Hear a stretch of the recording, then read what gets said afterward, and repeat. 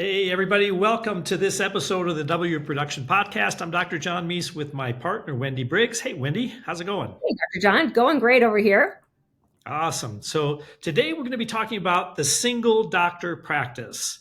And when I got out of school ages ago, most practices, almost all practices, in fact, were single doctor practices. And as the industry has evolved, there's more and more now multi-doctor practices.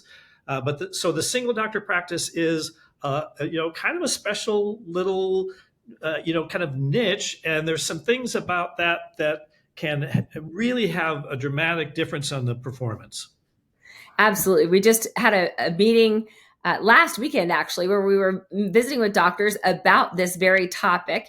And we were talking about all different practice styles and shapes. And one of the things that we talked about is, again, the evolution from the days where it was one doctor, one hygienist, and it stayed that way for 30 years. So many practices are evolving to be multi-doctor, multi-hygiene providers, certainly. But there are still some doctors out there that want to build the best mousetrap they can and keep their solo status as a single provider location. So let's talk through that, and let's talk about some of the pros and cons maybe, and really what the ceiling is that one can expect from maintaining that practice style.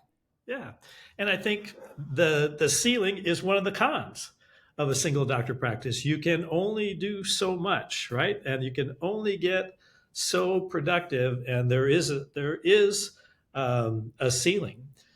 And so we have a couple different ways of thinking about what that ceiling is. And so we know in a single doctor practice that's working normal hours and mid-America fees, we know those can get to doing roughly $30,000 per op per month, doing bread and butter general dentistry. Right. Now, the more specialty you sprinkle in there, that may make it go up. The more you specialize on something, the more you focus on one specialty type thing, typically the revenue goes down, as does the profitability. So that's kind of a number that you can think about. In the practices that we work with in multi-doctor practices and single doctor practices, the award winner for the most productivity per op per month is about 110,000 per op per month. But this is a different animal because it's open 7 days a week. It's open extended hours every day. And so that's a really kind of a different animal. But kind of for the typical 32 hours a week kind of dentist, 30K per op per month is where it gets hard above that. You can get to that just doing, typical stuff, but getting above that's pretty tough. Yeah, I would also say, another ceiling that people often don't think about is how many hygiene providers you can have to support that solo doctor, right? Because there's only one person to do all of those hygiene exams. Yep. And that can be somewhat of a challenge too. We see, the more providers they have to check off, again, we start to see their own productive capacity start to go down. And that has an impact as well. And certainly we know there are doctors that do more than that, but they often are the ones that complain about feeling like they're on that hamster wheel all day long. Right. Yeah. And that's not always a pleasant place to be for very long. And often not sustainable. And so that bring hygiene providers is a great point. For many years it was one doctor, one hygienist, and then now one doctor, two hygienists is a very common thing. In fact, in some states, you can only have two hygienists. But what we see for most practices, there are exceptions to this, but for most practices, when we go three hygienists, one doctor, we see the doctor's productivity start to dip. So we see their diagnostic assertiveness dive. We see their percentage of exams where something's diagnosed goes down. And so the overall performance of the practice with a third hygienist most of the time doesn't improve. Right. Another very common thing that people don't think about is, okay, at the end of my 35, 40-year run, however long that will be, what are my options as far as practice value? Right? There's a tremendous impact there as well. So let's talk about that for a few minutes, because I think sometimes people don't start thinking about that until they're ready to transition out, and that's far too long to wait. Yeah, I made the mistake of showing this can of low pH, high sugar liquid Yes. that I know I'm going to hear about it from you. So Yes. Well, I actually am looking here for my stuff that I usually have at the ready to elevate the pH of your mouth. So as long as you know how to neutralize the pH, you're probably good to sip on that every once in a while, especially because I know for you it's not a common habit. So that's you'll right. be okay. I rarely drink soda, but I'm feeling a little like I needed one today. So, all right, so let's talk about practice value. It's an interesting thing because the more the practice is dependent on that owner doctor, the less valuable it is. So if the profitability is really driven by that owner doctor, so a high producer, for instance, a hyper producer, for instance, that actually lowers the value of the practice. And the reason it lowers the value of the practice is unless that provider is going to stay there for a long time, then whoever they put in there is not likely to be a hyper producer. And hyper producers are extraordinarily difficult to grow, right? It's kind of they are, they aren't. And so that's why it reduces the value of the practice. And that's why when we have single doctor hyper producer practices, we often recommend that they get an associate in, that the hyper producer starts to cut back on days and starts shifting treatment to the associate, because now the potential loss of that hyper producer has much less effect on the practice profitability, and therefore the practice value. Yeah.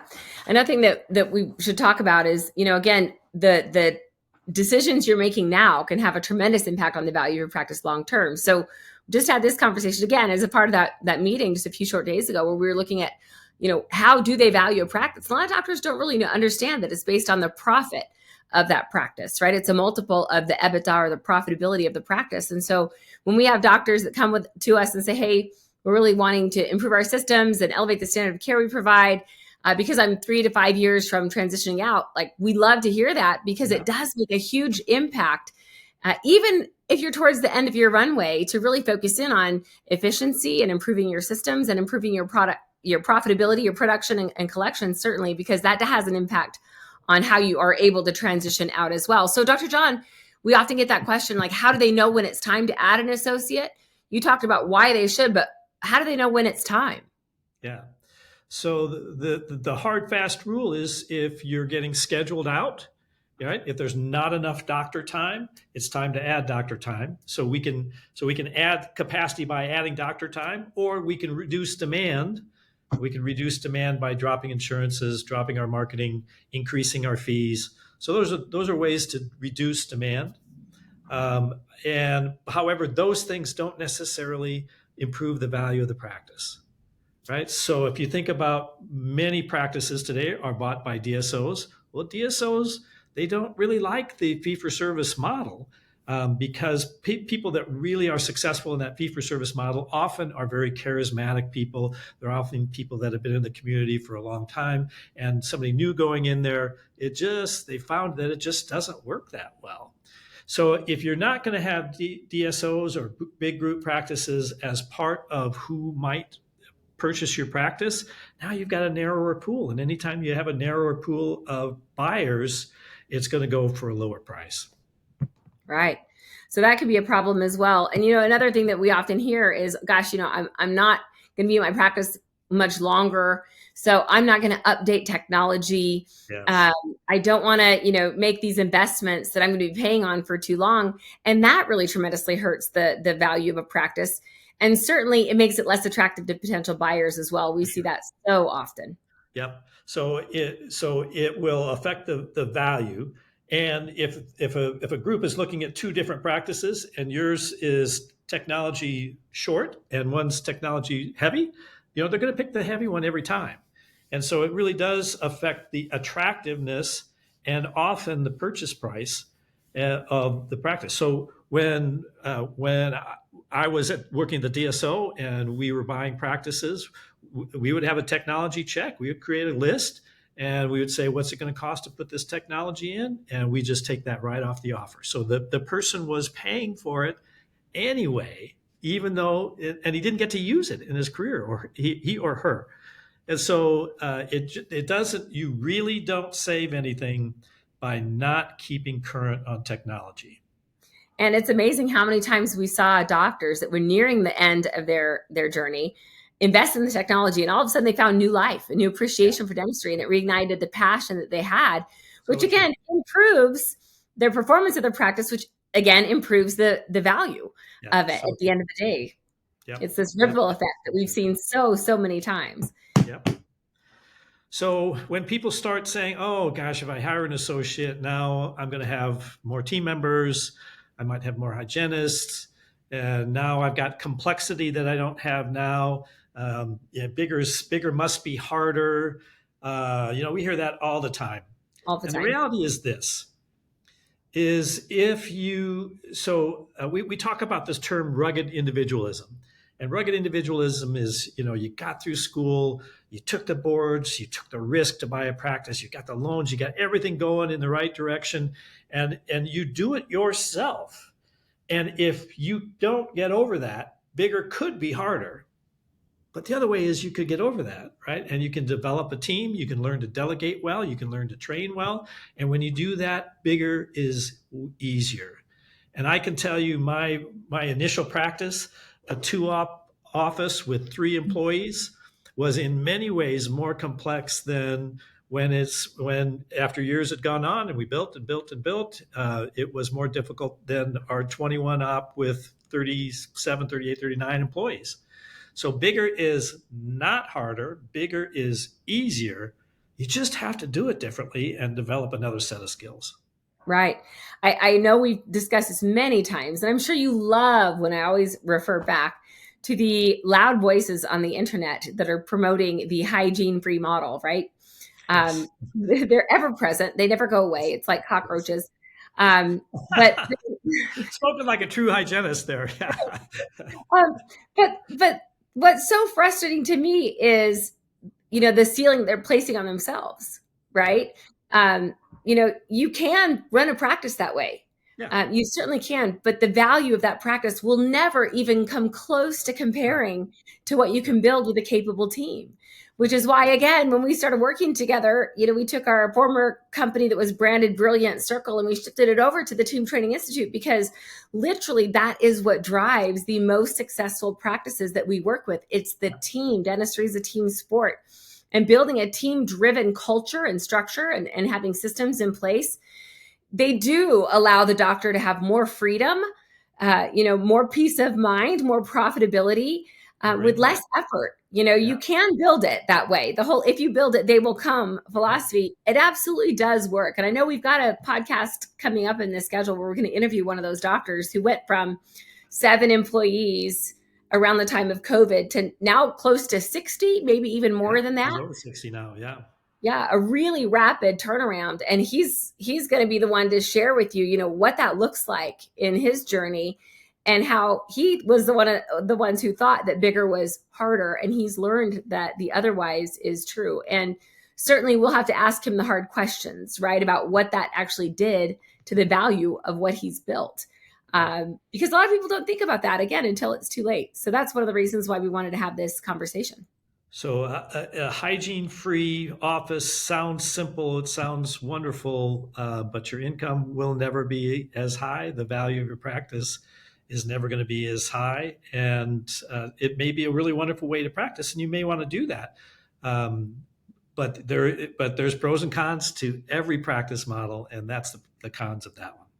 100%. And back when you were running your main Sioux City facility before you expanded that to 15 locations, you were doing $1 million in hygiene a year before we even started. And once we actually started really working on some of these systems and refining that, it was significantly higher than that, Oh, way higher. right? So, these other practices are like, we do $1 million a year. Well, you were doing that in hygiene alone. Yeah. And that is, I think, commonly missed, In the mid right? '80s, so Yeah.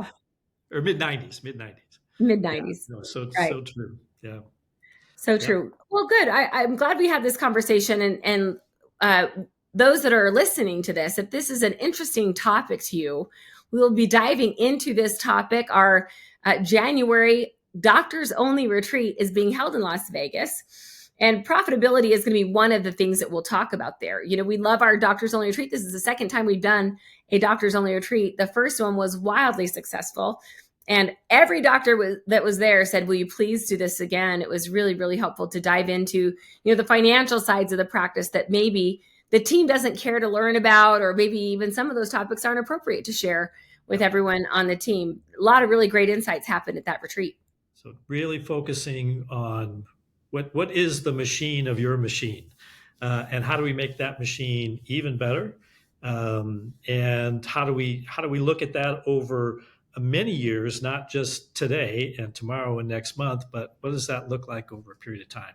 It's going to be a fabulous retreat. This doctor only is, I think, our clients' favorite retreat. I mean, they rave about it, and so. Yeah, it's going to be They fantastic. absolutely do. I can tell you, registration is open for our current members. So if you're a member listening, you can go ahead and get registered for that. If you are not a current member and you'd like to check it out and see what it's like to attend a retreat, we have a few guest passes reserved for the right people. And you can request that guest pass pretty easily. You can go to our website, www.theteamtraininginstitute.com/guest, and get all the information about what that would look like. It is going to be a fabulous retreat. We've got the agenda going right now. And interestingly enough, Dr. John, you were mentioning earlier about, performance of the team and all of those really critical systems. We actually also have a high impact teams course running concurrent with this doctor only retreat. So all that great information is available for you on our website. And we would sure love to have you join us at our doctors only retreat. We'll be digging into profitability and other really key, important, critical topics for those who want to continue the growing and have a better 2026 than ever before. So the high impact team course is held in a separate room, same location, but different room. And they're going to be talking about topics of leadership, the soft skills that are required to have an effective team. They're going to be talking, there's role specific breakouts for admin team members, hygienists, and assistants so that they perfect their craft. It's a fantastic meeting and always gets very high reviews. So hope to see you in January. And I think we have 7 guest spots available at this point. So check us out. Thanks, everybody. Thanks, everybody.